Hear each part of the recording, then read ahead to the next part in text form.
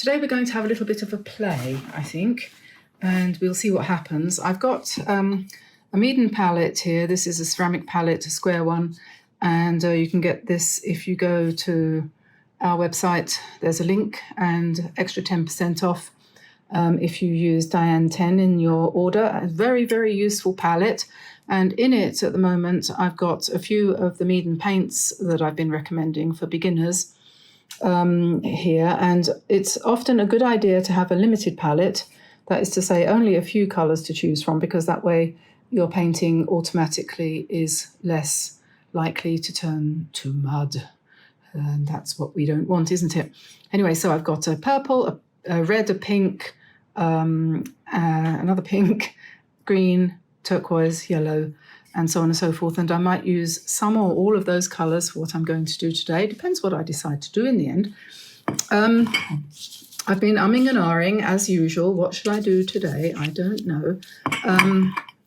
And there's so many things I would want to do, and I just can't settle on one. So I'm not going to say I don't know what to do.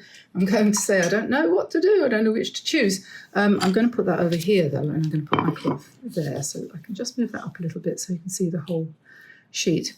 I was looking through the drawer at bits and pieces, and I came across something which I thought would make a really good warm-up, which is just a very, very loose floral, and loose in the sense of no structure at all. And what I had done in this particular one is what I'm going to try and repeat here a little bit, just picking up very light, loose watercolor wash there. This is just water mixed with this color here, which is, I think it's rose or something. The color I'll tell you in the description below later when I do that. And then I'm just painting in some petals to make these flowers. It's a really good way of warming up, you know, before you start the actual painting. Gives me a chance to think what I'm going to paint as well. And put a little one down here perhaps. And this is the kind of thing that you could use as you could paint one coming off the edge, going off the edge, as a background for something else, you know.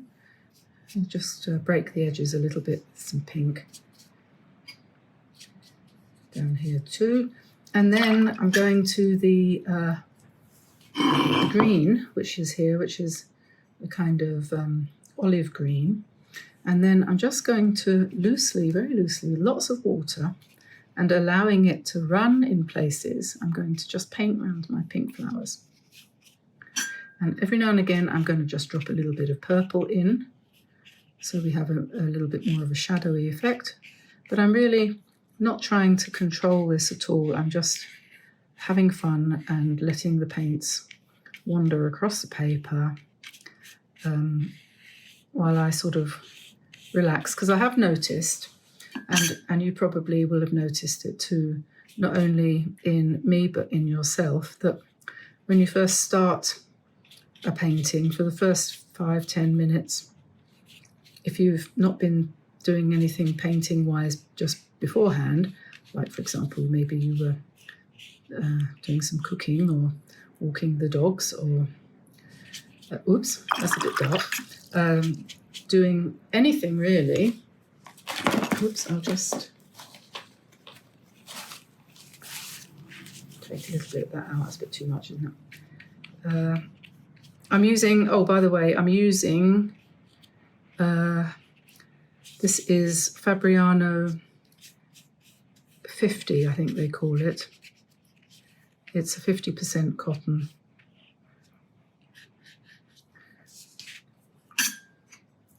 Paper. Yeah, if you've been doing something completely different to painting, when you start to paint, sometimes you feel a bit wooden, a bit stiff, like anything else, I suppose, really, when you've been doing something totally different. And the idea here, as I said, is that this is it could be a background. So I'm going to put in some purple for the centres, just go around the outside edges of the centre bits of the flowers.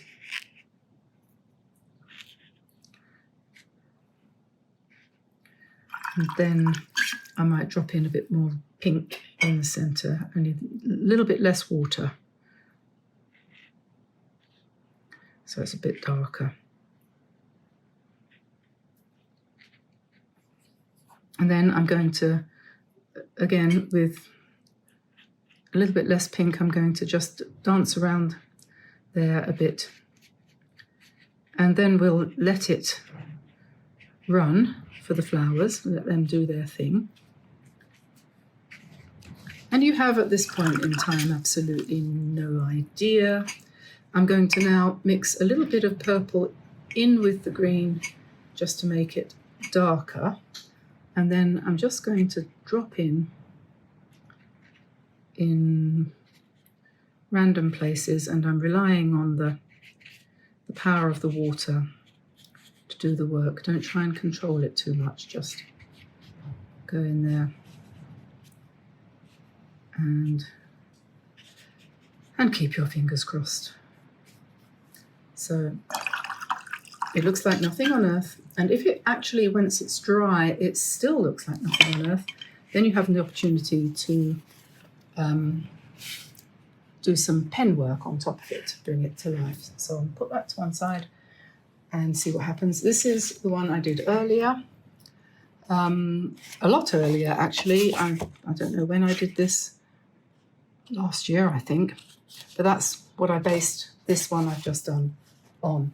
And there's every reason to suppose that it will dry similarly, hopefully a little bit better than that one. Okay, so that's now dry because I've just dried it, and I'm going to do some line work on there. So I'll take my Tombow pen. This is the, I hope, the soft one. That's the hard one. It would be, wouldn't it? So this must be the soft one. It says it, now that's another hard one. It says it here. That's another hard one.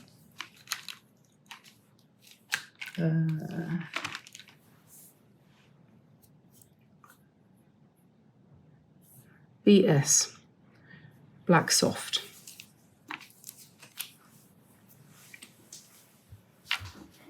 Okay, so let's see, what can we do with this? We have some leaves and we have some flowers.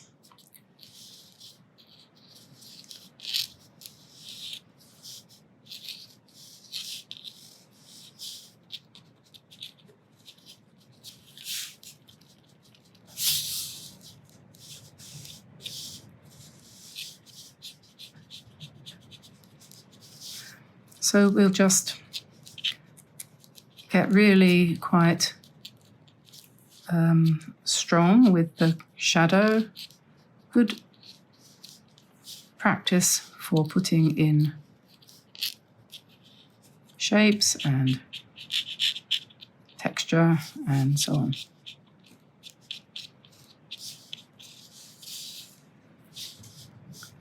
And we can have leaves. Once you start putting the leaves, you start to think, oh, okay, that needs smaller ones behind as well. There's another leaf.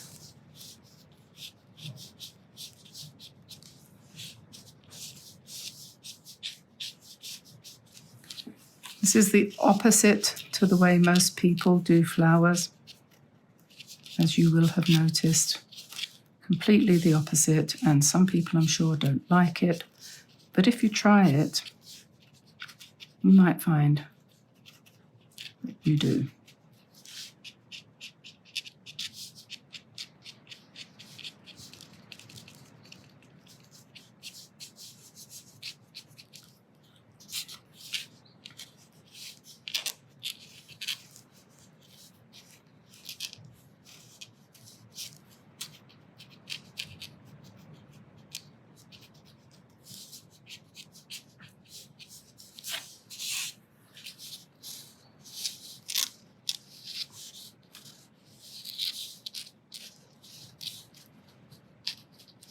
Thinking about Christmas.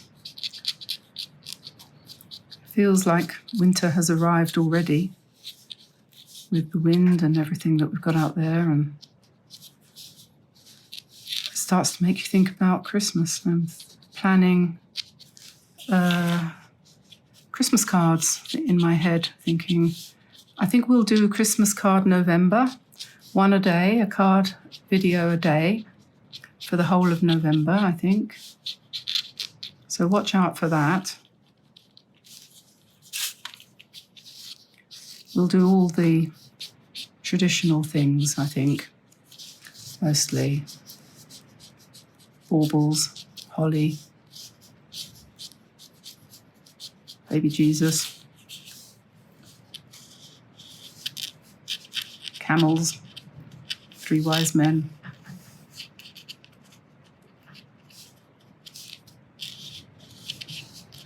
Star of Bethlehem,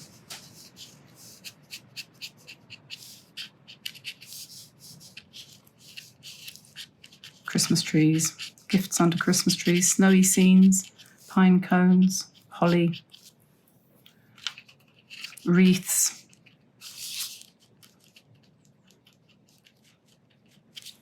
all of the things that we've done before. We can do them all again. Do them every Christmas, don't we?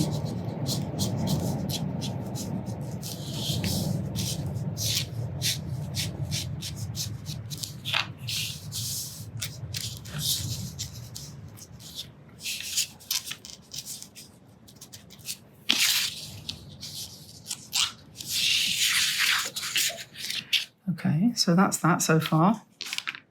And then let's see what we can do with some gold.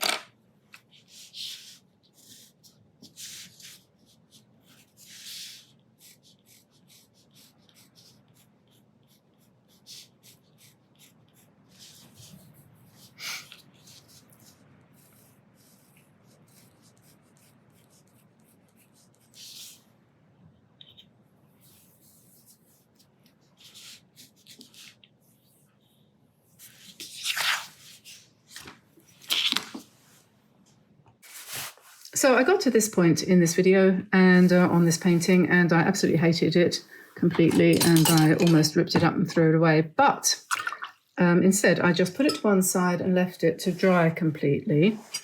And then I came across it today and I thought, okay, let's see what we can do with this.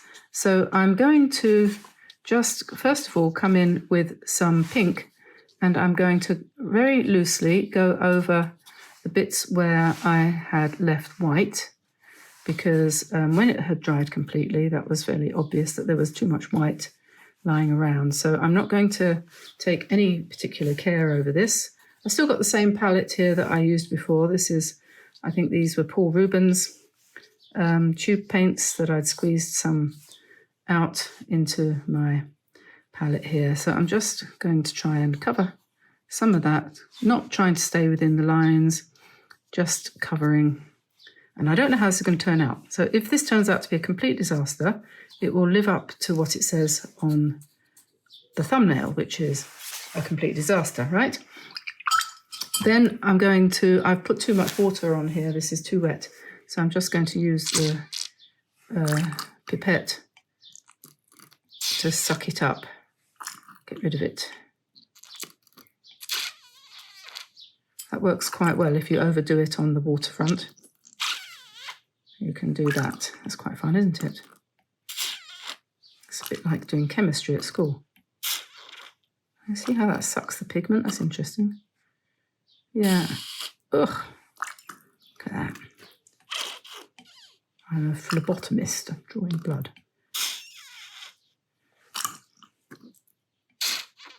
Right, that will probably help. The paint's nice and wet, but not too sopping wet. So we'll pick up some purple and we'll come into the centres here and paint over those just partially. Gosh, it looks even worse now. That's amazing, isn't it? I was thinking I would cut this up and make it into bookmarks for myself. So I've got a quite vile green here. This is Cheveningen green, but if you mix it with something like purple, you get a nice dark colour, which comes out, let me see, I've got a piece of paper I can show you that on. Hang on.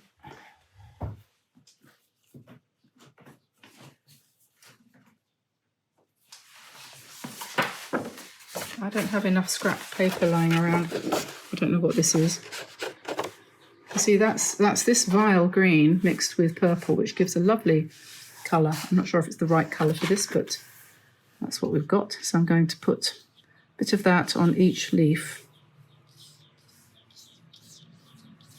I'm not covering the whole leaf, just part of it. And do we want some more? Yes, perhaps we do.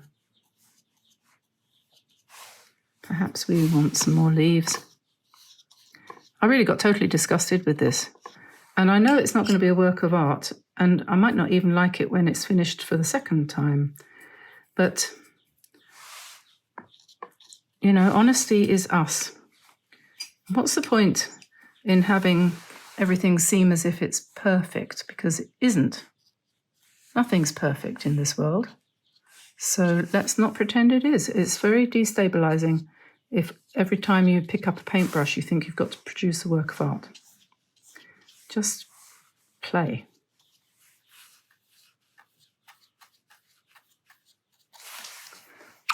Okay. And I think the other thing I was thinking of that I could do is to put a few spatters on. Not too many. Why don't I just throw the kitchen sink at it, you know? Why not? And a little bit more pink near the centres on some of these flowers. The one thing it probably doesn't need any more of is ink. Probably got enough ink from the first go round.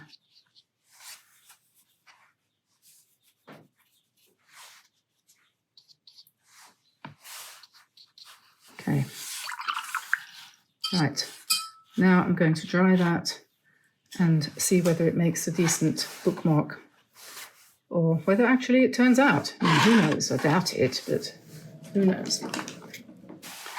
That's dry, and I'm going to put a few white dots in the centres of the flowers just to sort of bring back some highlights there.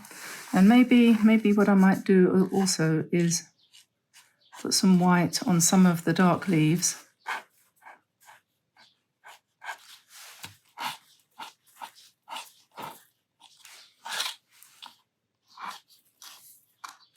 In contrast to the dark lines on the other ones.